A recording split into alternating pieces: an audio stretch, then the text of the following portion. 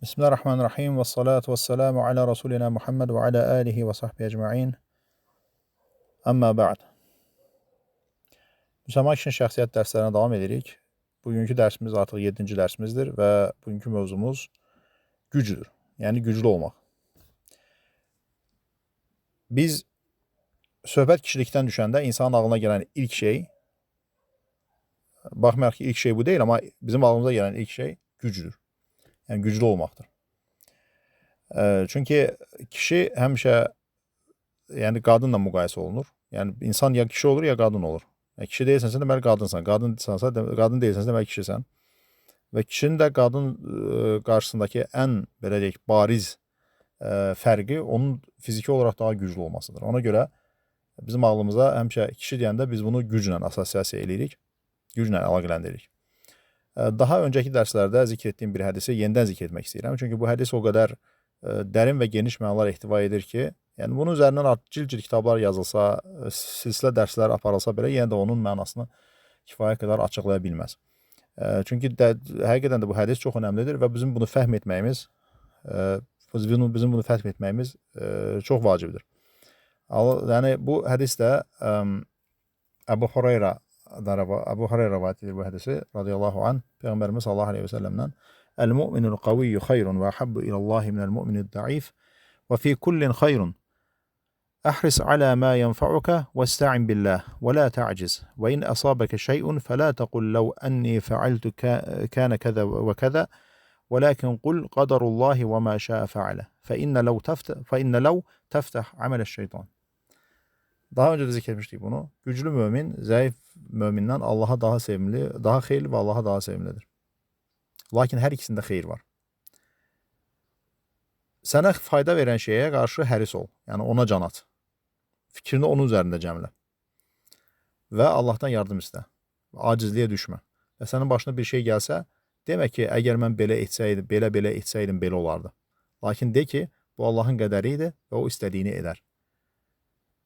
فَإِنَّ لَوْ تَفْتَحْ عَمَلَ الشَّيْطَانِ فَإِنَّ لَوْ تَفْتَحُ عَمَلَ الشَّيْطَانِ Çünki ləv neynir? Şeytan əməlinə yol açır. فَإِنَّ لَوْ تَفْتَحُ عَمَلَ الشَّيْطَانِ Çünki ləv, lav da yəni əgər və yaxud da kaş ki və yaxud bu tipli sözlər, yəni keçmişlə bağlı bir belə deyək, yəni xəyali cümlələr, yəni insanın xəyalını ifadə edən cümlələr faydasız bir şeylərdir. Və bu neynir? Faydasız şeylər də şeytan əməlinə yol açır. Yəni təsəvvür edin, burada biz baxanda güclü mömin zəif mömindən daha xeyirlidir və Allaha daha sevimlidir. Bunları anladıq buralarında. Lakin hər ikisində xeyir var. Mömin mütləq bir xeyir var. Bunları biz danışmışdıq. Amma yəni hədisin davamına baxsaq deyir ki, sənə xeyir verən, əhris alə mə yənfa'uk, sənə xeyir verən şeyə qarşı həris ol, ona doğru can at, fikrini onun üzərində cəmlə.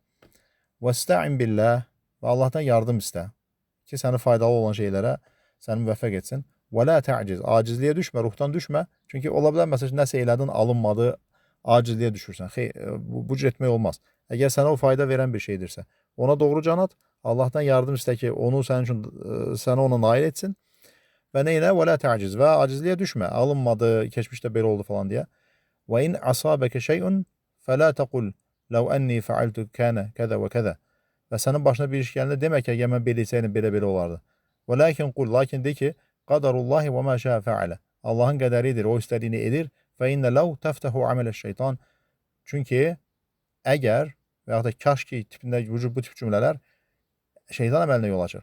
Yəni buradan biz nə başa düşürük? Möminə aid olan, yəni güclü mömini tərifləyən bir hədisdə bu cür cümlələrin ifadə edilməsi bizə qısa olaraq nəyi öyrədir? Onu öyrədir ki, güclü mömin keçmişlə yaşamır. Yəni, əgər belə eləsəydin, belə olardı. Məsəl üçün, 10 il əvvəl, 20 il əvvəl olmuş bir hadisə. Əgər belə olmasaydı, belə olardı. Kaş belə eləməzdim. Nə bilim, belə olmasaydı, elə olardı. Niyə alınmadı görəsən, nə bilim nə. Bu nostaljik hisslərlə yaşamaq insanın xarakteri, kişinin xarakterinin zəifliyini göstəricisidir. Təbii ki, bu qadına da aiddir, söz yox. Amma biz burada kişilərdən danışırıq. Yəni xüsusən də kişidə.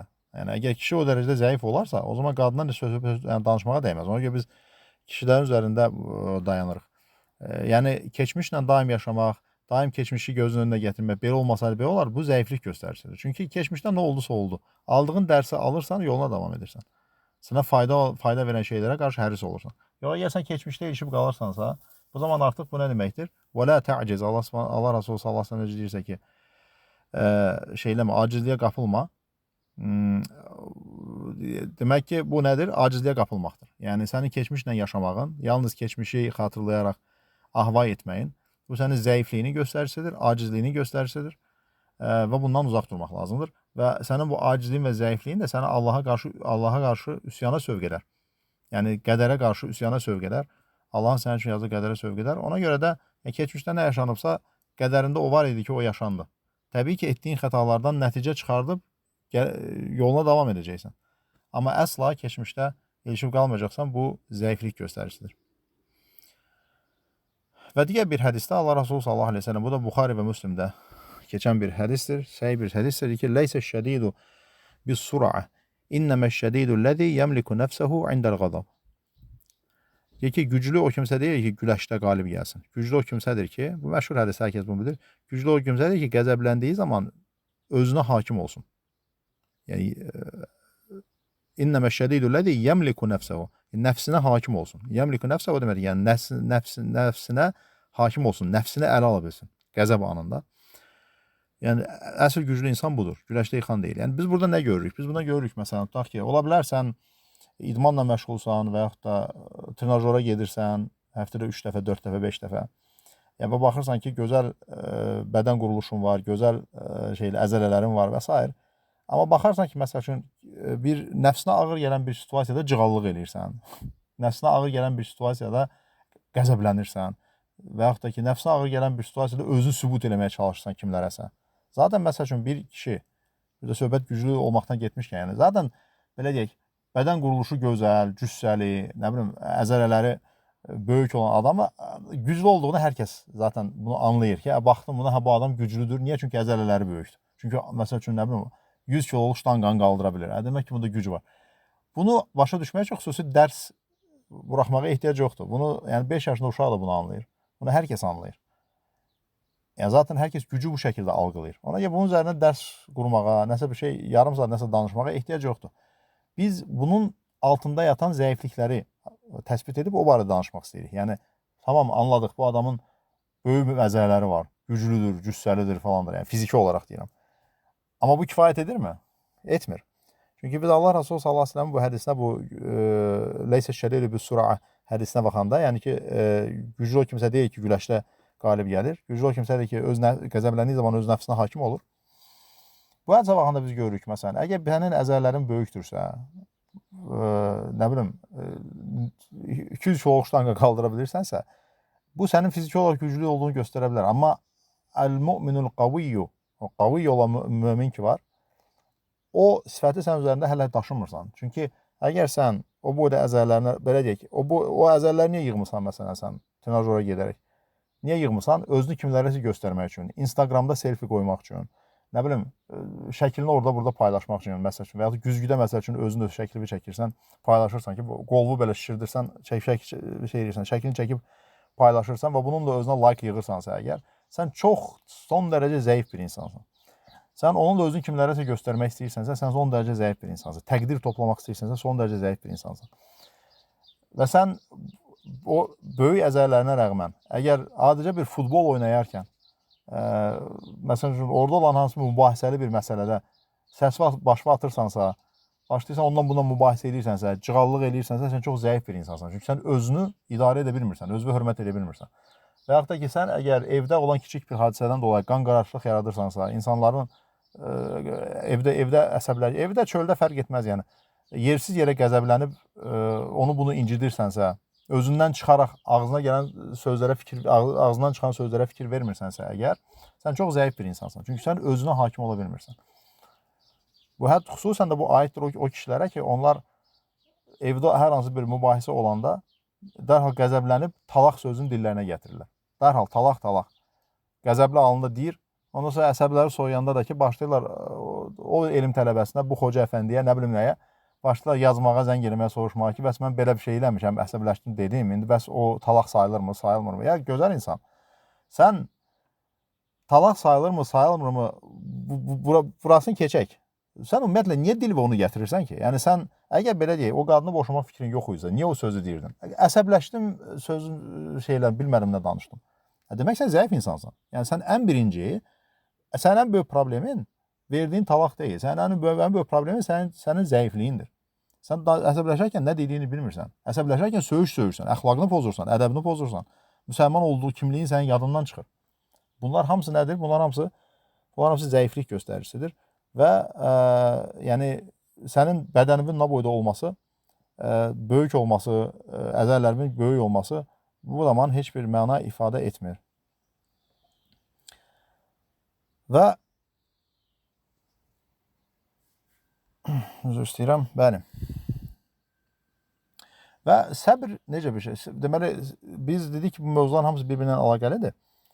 Güclü insan eyni zamanda səbirli insandır. Yəni sən əgər öz əsəblərinə hakim olmaq istəyirsənsə, öz nəfsinə hakim olmaq istəyirsənsə, xüsusən də insanın belə əsəbləşmək istədiyi bir zamanda özünə hakim ola bilirsə əgər, bu eyni zamanda nəyə dəlalət edir? Ona dəlalət edir ki, bu adam səbirlidir.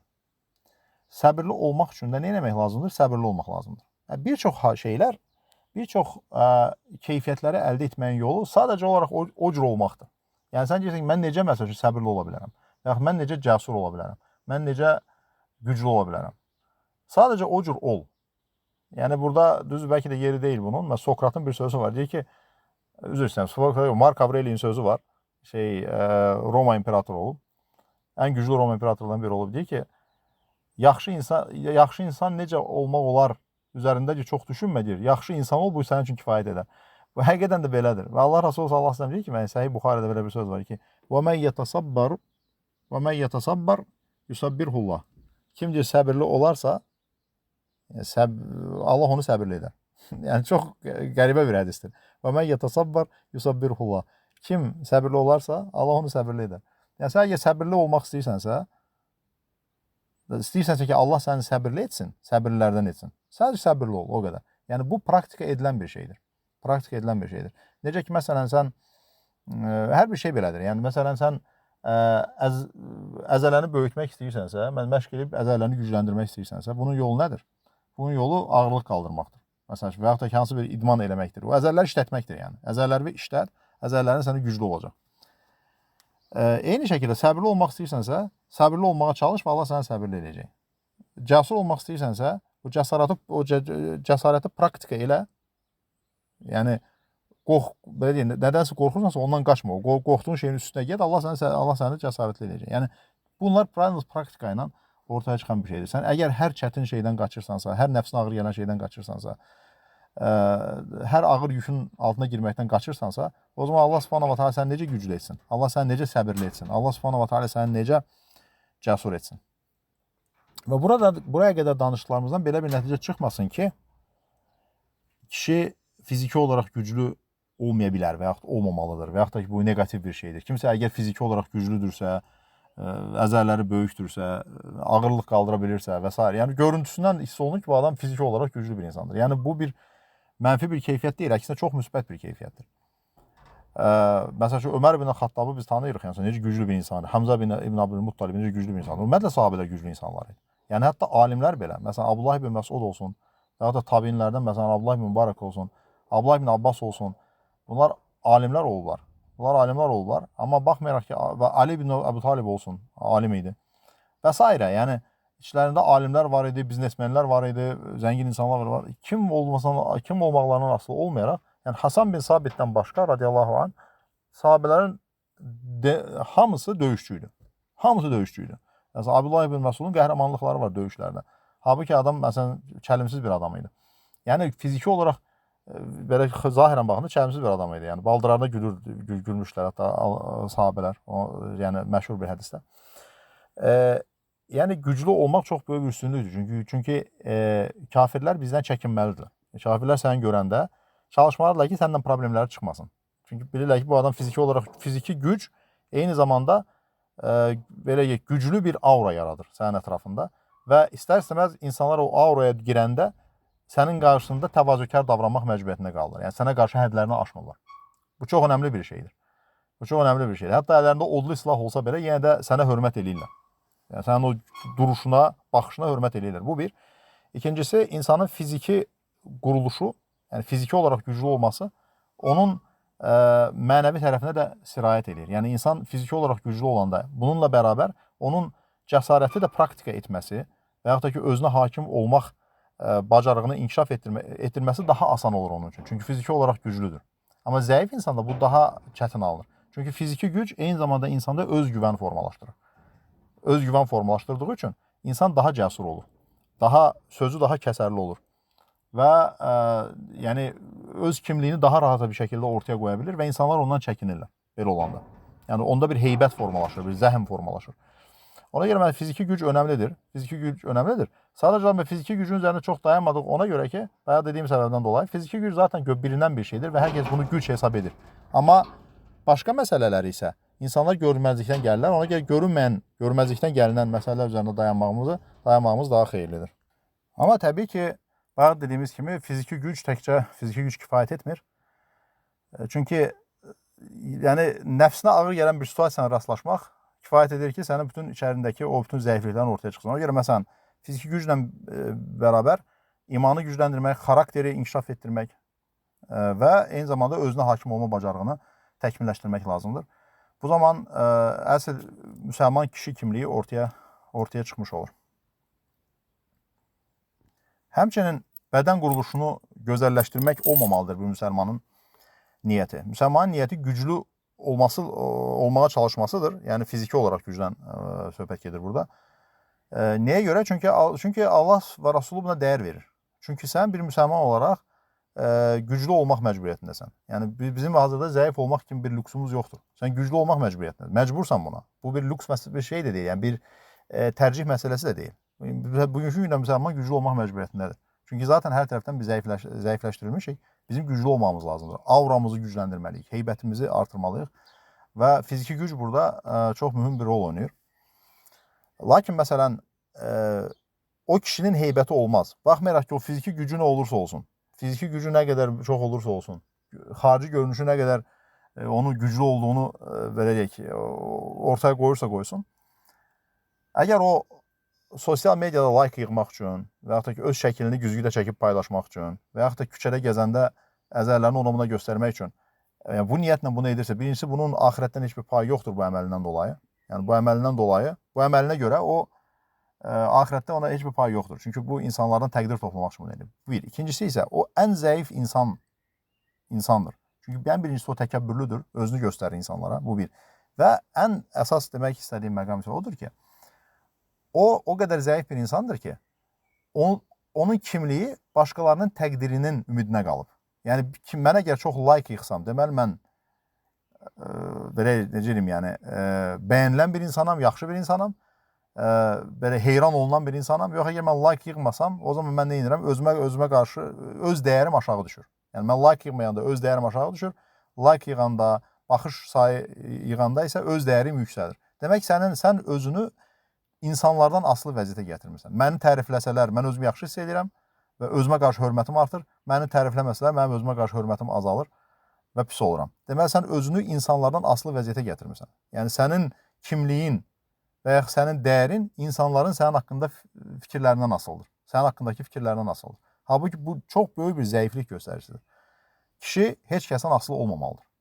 Yalnız Allahdan asılı olmalıdır. Yəni, Allah subhanahu wa ta'ala əgər səni sevirsə, demək ki, hər şey yaxşıdır. Sevmirsə, demək ki, hər şey pisdir. Yəni, sən özünü insanlara göstərmək, insanların təqdirini, insanların fikirlərini nəzərə alaraq hərəkət edirsənsə, demək ki, sən zəif bir insansan və güclü bir insan deyilsən. Yəni, burada, bu dərsdə biz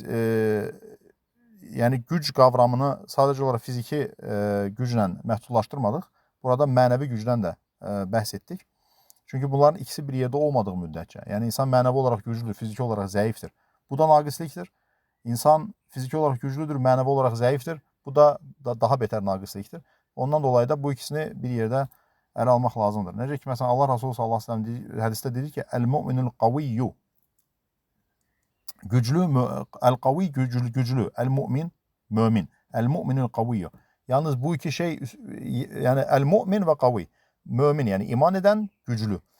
Demək ki, bu iki şey yan-yana gələrsə, əgər o bir dəyər olmuş olar. Yəni Allaha sevimli olarsan, və xeyirli bir insan olarsan, bu ikisi bir yerdə olarsan. Yəni sən əgər tutaq ki, ona görə məsələn güclü bir kafir, ona heç bir dəyəri yoxdur Allah qatında. Və məsələn, və ya ki, asi və ya da fasik bir insansansa, amma fiziki olaraq güclüsənsə, bunun bu Allah qatında heç bir dəyəri yoxdur. Dəyər o zaman qazanılır ki, sən güclü və eyni zamanda mömin olasan. Yalnız bu zaman sənin gücün dəyər qazanır. Və təbii ki, zəif mömin, güclü mömin qədər xeyirli ola bilməz. Amma onda xeyir var, çünki o mömindir. Çünki onda iman var. Amma güc yəni səni daha bir üst mərtəbəyə qaldırır. Yəni sıradan bir mömindən daha bir üst mərtəbəyə qaldırır. Amma əgər səndə güc varsa, amma iman yoxdursa, əgər o zaman bunun heç bir dəyəri artıq olmur. Yəni zəif bir mömin güclü bir kafirdən çox daha xeyirlidir. Allah Subhanahu va Taala bizi güclülərdən etsin.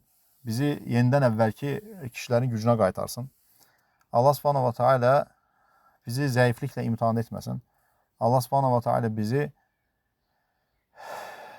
güclü olmamıza rəğmən imansız olanlardan etməsin. Subhanakallahumma bihamdik, əşhədu en la ilahe illa ente, estağfiruke ve etûbü ileyk.